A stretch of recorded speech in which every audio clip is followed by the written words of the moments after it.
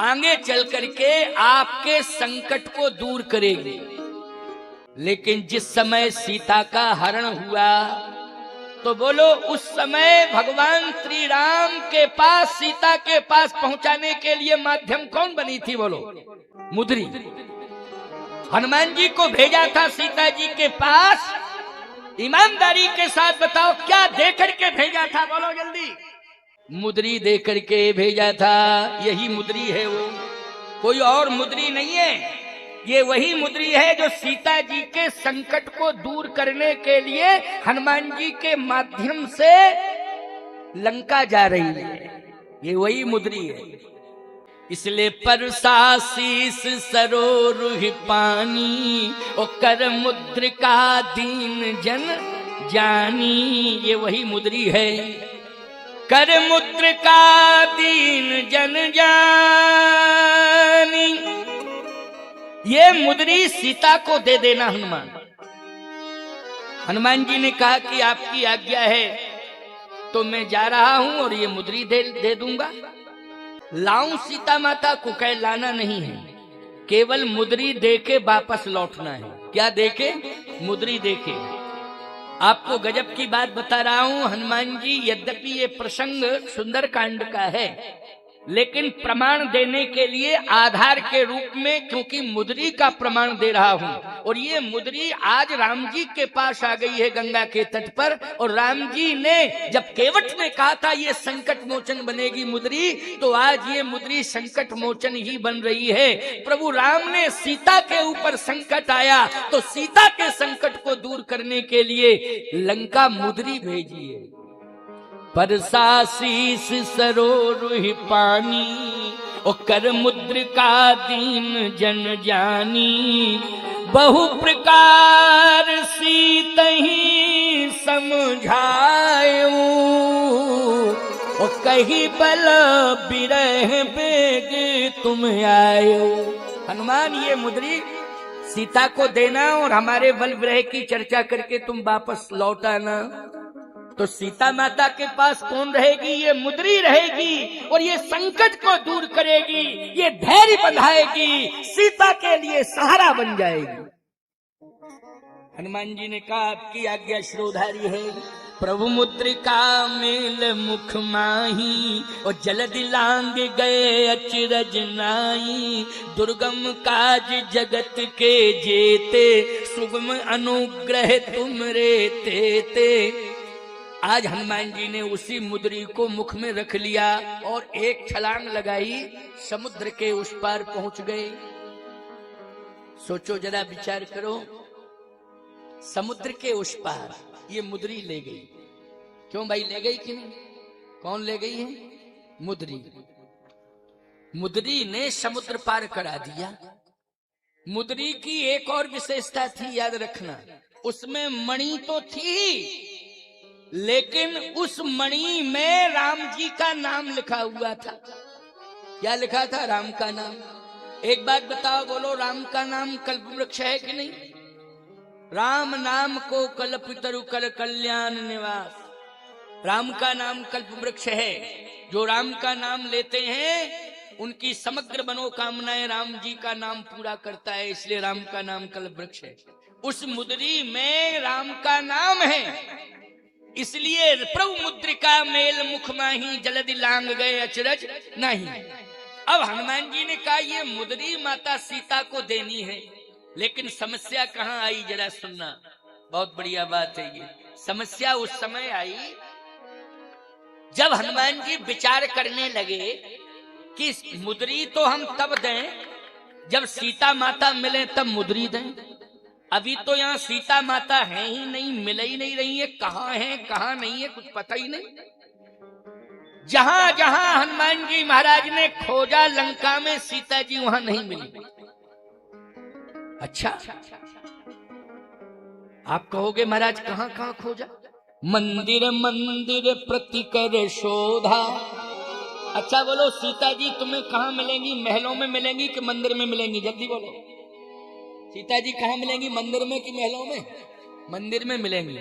तो मंदिर मंदिर प्रतिकर शोधा, लेकिन सीता जी मंदिर में नहीं मिली। देखे जहां तहें अगणित जोधा, बड़े बड़े राक्षस मिले मंदिरों में, सीता जी नहीं मिली। हनुमान जी ने कहा इन मंदिरों के ऊपर भी कब्जा कर लिया है राक्षसों ने, शराब का अड्डा बना दिया है मंदिर को। आहा, थोड़ा सा आगे हनुमान जी बढ़े। मंदिर महुन गयऊ दसानन, गयऊ दसानन मंदिर माही, अति विचित्र कही जात सुनाई, सैन किए देखा कपिते ही, ओ मंदिर महुन दीख बैदेही, मंदिर महुन दीख बैदेही। दशानन सो रहा है, उसकी पत्नी परम सुंदरी नारी ललामा वो भी सो रही है। हनुमान जी ने कहा कि सीता माता सो नहीं रही होंगी, वो तो रो रही होंगी। क्यों भाई? 14 महीना सीता जी सोई नहीं लंका में, रोई है। एक दिन भी नहीं सोई, एक दिन की बात छोड़ो, एक मिनट, एक पल नहीं सोई। हनुमान जी ने कहा ये तो घर्राटा मार के सो रही है, ये राक्षसी है। मेरी मां महलों में नहीं रह सकती है, मेरी मां के पास कोई पुरुष नहीं हो सकता है। बोलो, यदि मेरी मां के पास कोई होगा तो पुरुष नहीं, वो परम पुरुष होगा, वो प्रभु राम है और कोई दूसरा नहीं है। बोलो परम पुरुष कौन है? जल्दी बोलो, प्रभु राम है। लेकिन ये तो राक्षसी है, ये मेरी मां नहीं हो सकती है। और हनुमान, लंका में तुझे कहीं भी मां दिखाई देगी तो रोते हुए दिखाई देगी, सोते हुए दिखाई नहीं देगी। तो रो रही होंगी। हनुमान जी थोड़ा सा आगे बढ़े। भवन एक पुनि दीख सुहावा, हरि मंदिर तह भिन्न बनावा, रामायुध अंकित ग्रह शोभा वरण में जाए, नव तुलसी का वृंद तह देख हरस कपिराए। हनुमान जी ने कहा जहां तुलसी है, विष्णु प्रिया है, वहीं हरि प्रिया है, वहीं राम प्रिया है। विष्णु प्रिया कौन है? तुलसी। हरि प्रिया कौन है? तुलसी। और राम प्रिया कौन है? सीता। हनुमान जी ने कहा कि यहाँ पर तुलसी है, इसलिए विश्वास है कि यहाँ पर मेरी माँ होगी। लेकिन वहां भी सीता जी नहीं मिली। हनुमान जी ने कहा यहाँ तो तुलसी मैया का दर्शन हो गया, लेकिन सीता मैया का दर्शन नहीं हो रहा है। कारण क्या है? हे प्रभु, मैं बहुत खोज रहा हूँ, लेकिन तुलसी मैया तो मुझे मिल गई है, लेकिन सीता मैया नहीं मिली। जैसे हनुमान जी महाराज इस प्रकार से बोल ही रहे थे तो विभीषण जी के कान में आवाज पहुंची कि कोई सीता मैया, तुलसी मैया, सीता मैया, तुलसी मैया की चर्चा कर रहा है। और लंका में कोई सीता को मैया कहे और तुलसी को मैया कहे, निश्चित रूप से वो राक्षस नहीं, देवता है। क्यों भैया बोलो?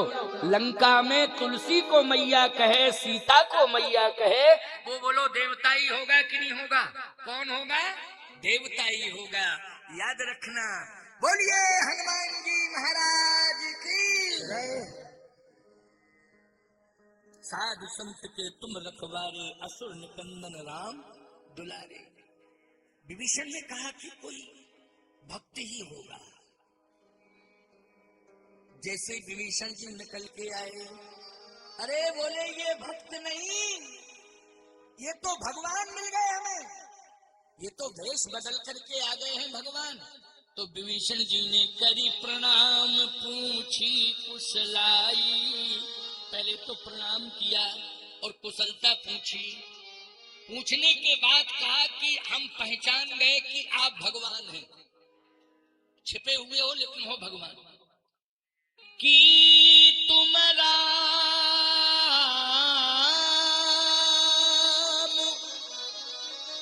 कि तुम राम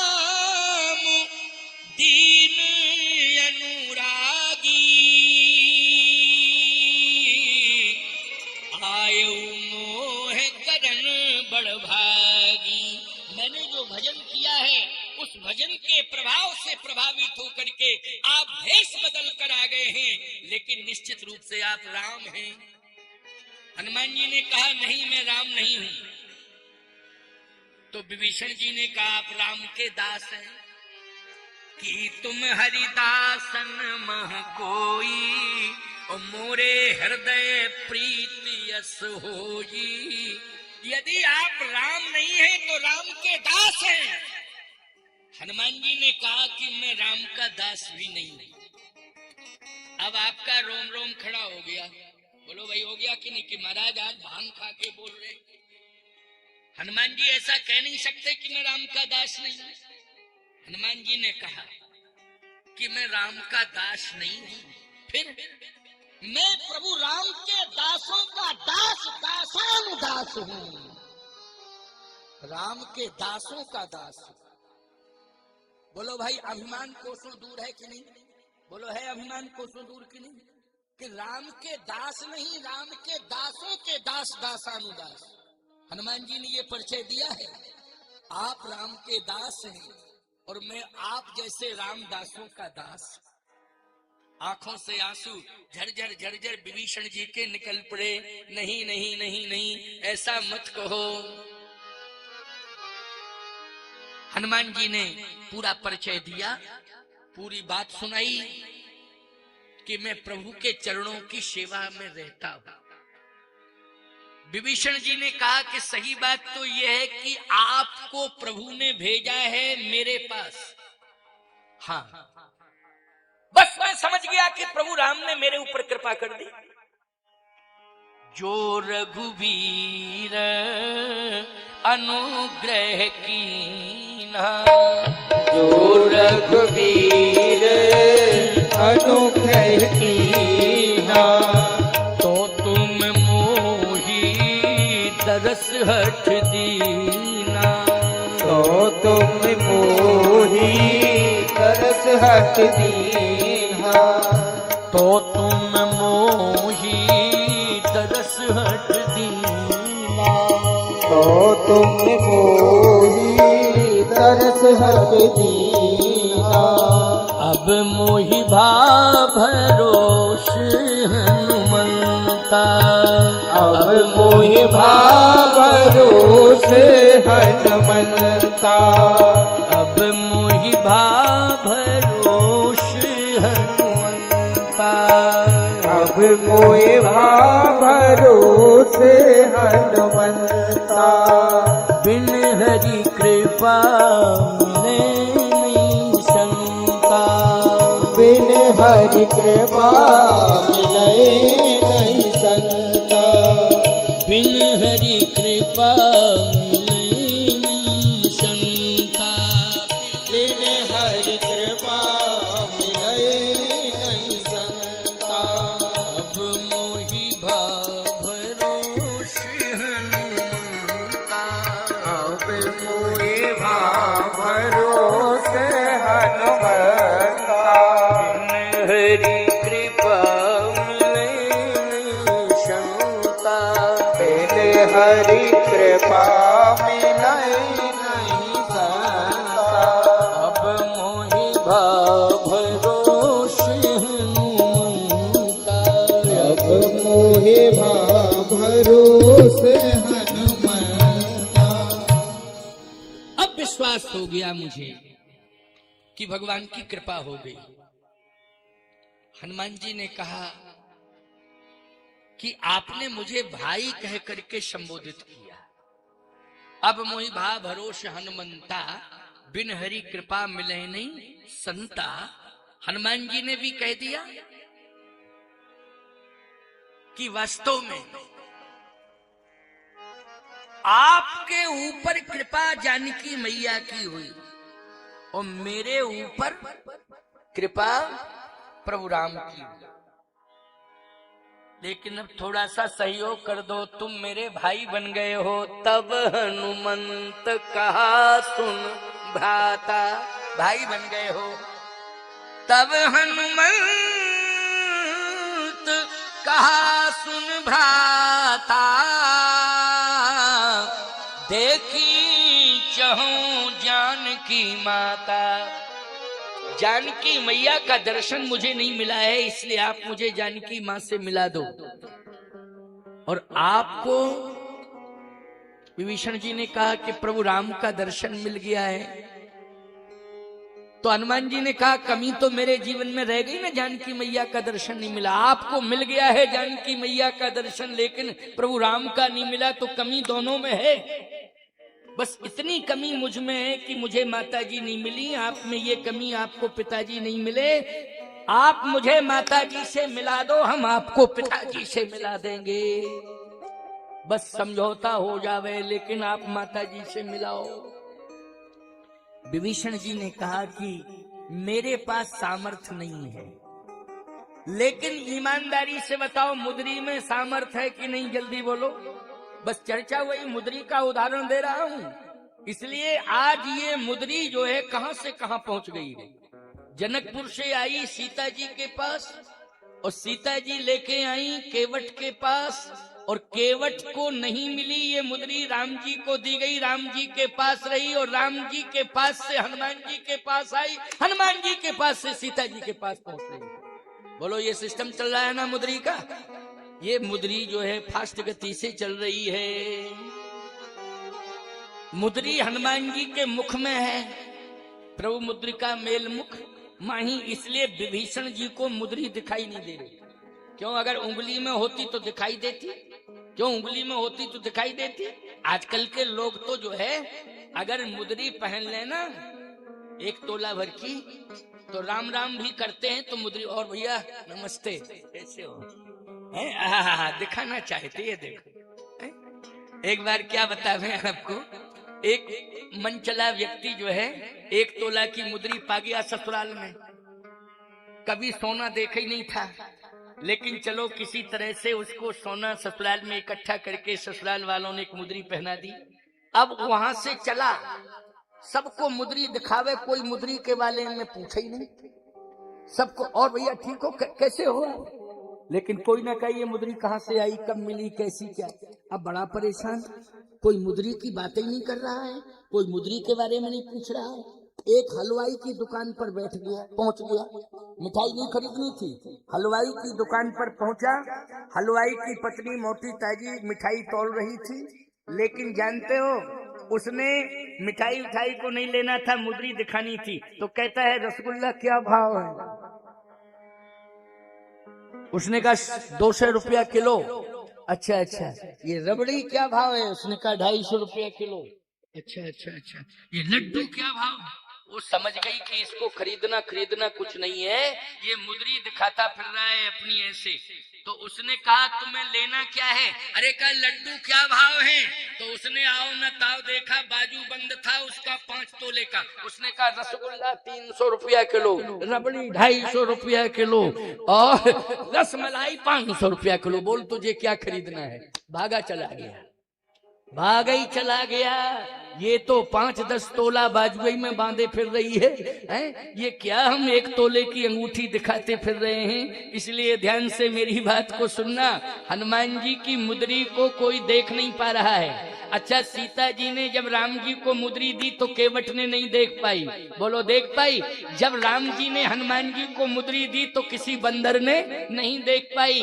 और वो मुद्री प्रभु मुद्रिका मेल मुख माही, जल्दी लांग गए अचरज नाही। वो मुद्री हनुमान जी के मुख में रही तो विभीषण जी भी मुद्री नहीं देख पाए। लेकिन ये मुद्री का चमत्कार है। विभीषण जी ने मना कर दिया कि मुझ में ये सामर्थ्य नहीं है, मैं नहीं पहुंचा पाऊंगा। क्यों? इसलिए क्योंकि जिस वाटिका में, अशोक वाटिका में सीता माता रहती हैं, वहां केवल मात्र महिलाओं का प्रवेश है, पुरुषों का नहीं। इसलिए मैं तो जा ही नहीं सकता हूं, और आप भी नहीं जा सकते हो, क्योंकि हनुमान जी विप्र वेश में गए थे। किस वेश में गए थे? विप्र वेश में। आप भी नहीं जा पाओगे। आप कोशिश करोगे लेकिन जा नहीं पाओगे, क्योंकि वहां बोर्ड लगा हुआ है, नियम का उल्लंघन मत करना, नहीं रावण कठोर से कठोर सजा देता है। हनुमान जी बोले एक बात बताओ, पुरुष का प्रवेश वर्जित है, लेकिन बंदर का? रावण ने क्या ये लिख रखा है कि बंदर भी नहीं प्रवेश करेगा? विभीषण जी ने कहा कि बंदर के लिए तो कोई रोक टोक नहीं है। अच्छा एक बात बताओ, अगर जज के घर में बंदर घुस जाए तो कौन सी धारा में अपराध सिद्ध होगा? जल्दी बोलो भाई, क्या सजा सुनाएगा बंदर को? बंदर स्वतंत्र है, चाहे वृक्ष की डाली पर चढ़ जाए, चाहे किसी के मकान में घुस जाए, चाहे किसी की दुकान में घुस जाए, और चाहे किसी के कमरे में घुस जाए, और चाहे वो पांडाल के अंदर घुस जाए। बोलो है स्वतंत्र कि नहीं? पूरी तरह से स्वतंत्र है। एक बार तो हम आपको क्या बतावें, हम चित्रकूट में अपने भवन जो हमारा स्पेशल है उसके बाहर बैठक है, वहां बैठक में हम बैठे थे। पता नहीं कहां से मोटा ताजा बंदर आया, और जैसे ही बंदर आया तो मेरे सिर पर बैठ गया हुआ।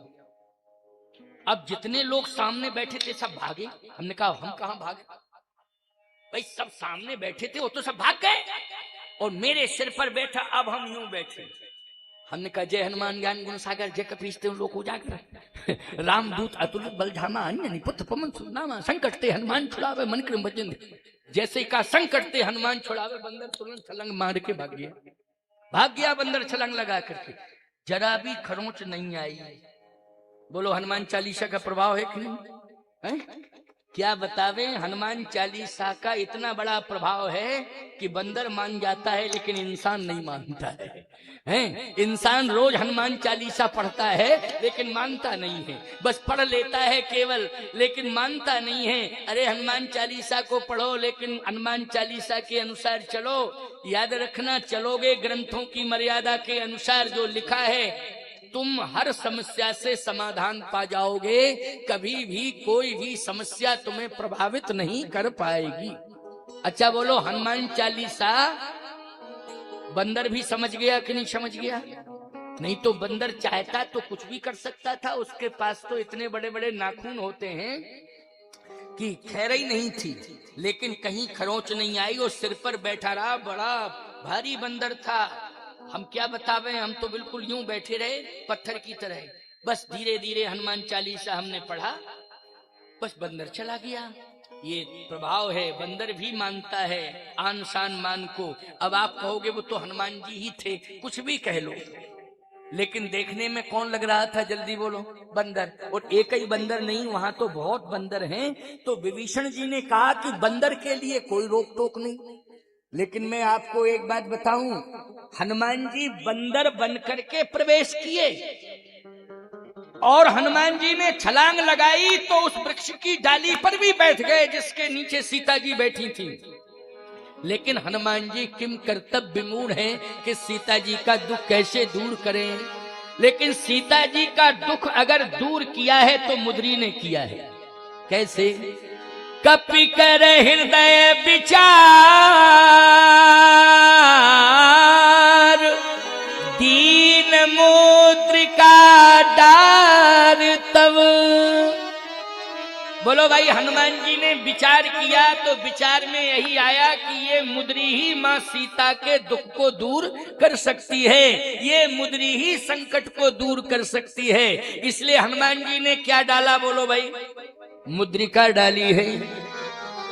कपि कर हृदय विचार दीन मुद्रिका डार तव जन अशोक अंगार लीन हरस उठ कर गहेऊ चकित चितो मुद्री पहचानी। बोलो, पहचान की थी कि नहीं? क्योंकि ये मुद्री महाराज जनक ने दी थी और इसी मुद्री को सीता जी ने गंगा के तट पर प्रभु राम को दी थी और ये मुद्री हनुमान जी के माध्यम से आज सीता जी के पास आ गई। चकित चितो मुद्री पहचानी हरस विषाद हृदय अकुलानी जीत को सके अजय रघुराई और माया ते अस रच नहीं जाई। सीता मन विचार कर नाना मधुर बचन बोले हनुमाना रामचंद्र गुण बर नहीं लागा सुनते हैं सीता कर दुख भागा लागी सुने श्रवण मन लाई आद्यु ते सब कथा सुनाई। यही मुद्रिका माँ तुम्हें आनी, दीन राम तुम कहाँ सहदायनी। ए माँ, ये मुद्री प्रभु ने दी है, ये माया की नहीं है। इसकी ओरिजिनलिटी को आप पहचान सकती हैं, वास्तविकता को आप जान सकती हैं। और श्री किशोरी जी ने देखा तो तब देखी मुद्रिका मनोहर, तब देखी।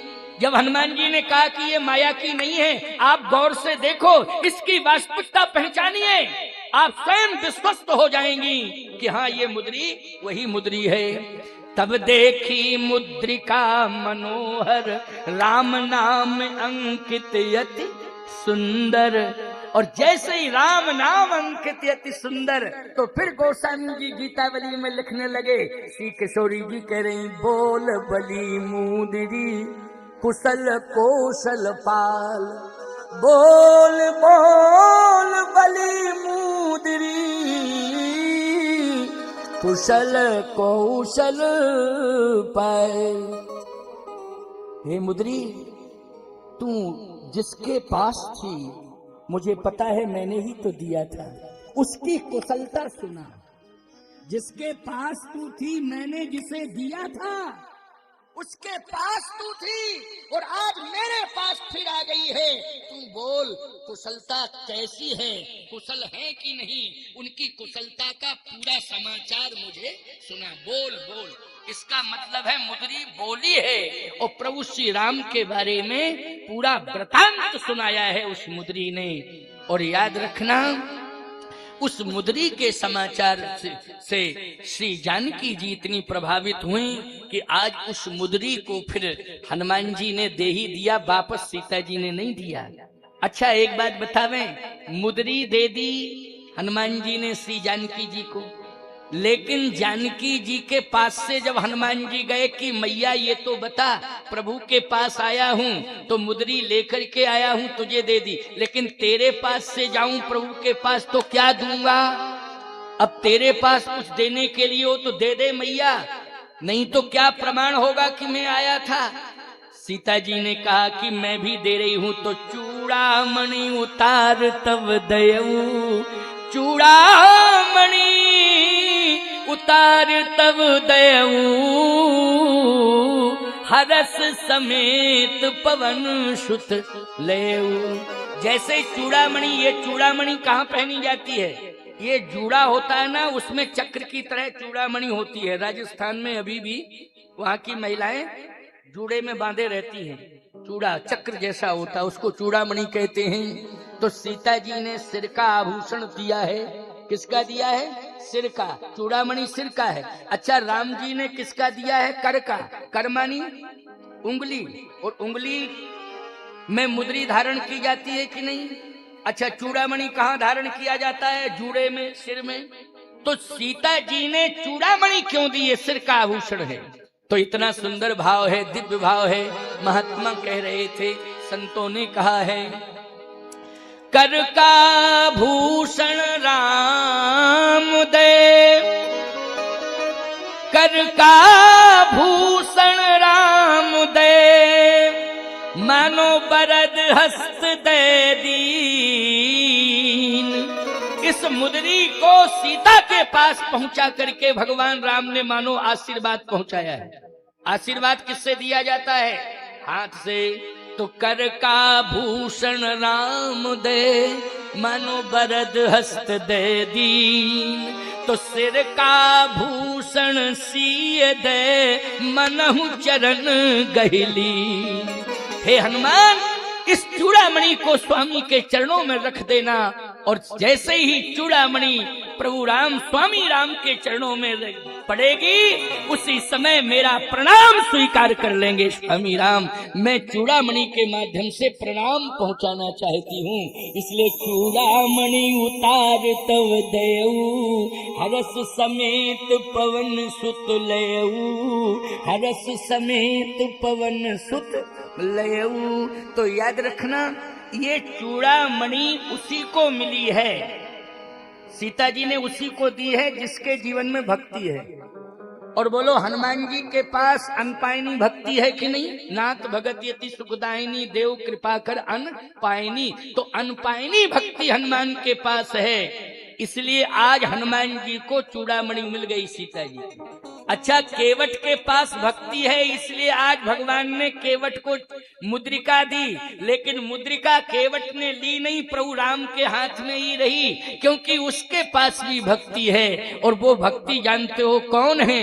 केवट कहता है कि मुझे ना तो कल्प वृक्ष चाहिए और मुझे ना खजाना चाहिए, ना अयोध्या का वैभव चाहिए, मुझे तो केवल केवल सिर्फ आपकी भक्ति चाहिए। तो बहुत कीन हट लखन सिए नहीं कछु केवट ले, ओ विदा कीन करुणा यतन भगति बिमल बर दे। तो बिमल भक्ति केवट को मिली और अनपायनी भक्ति हनुमान जी को मिली। चूड़ामणि के माध्यम से अनपायनी भक्ति हनुमान जी को मिल गई और मुद्री के माध्यम से, मुद्रिका के माध्यम से विमल भक्ति केवट को मिल गई। बोलिए भक्तवत्सल भगवान की जय।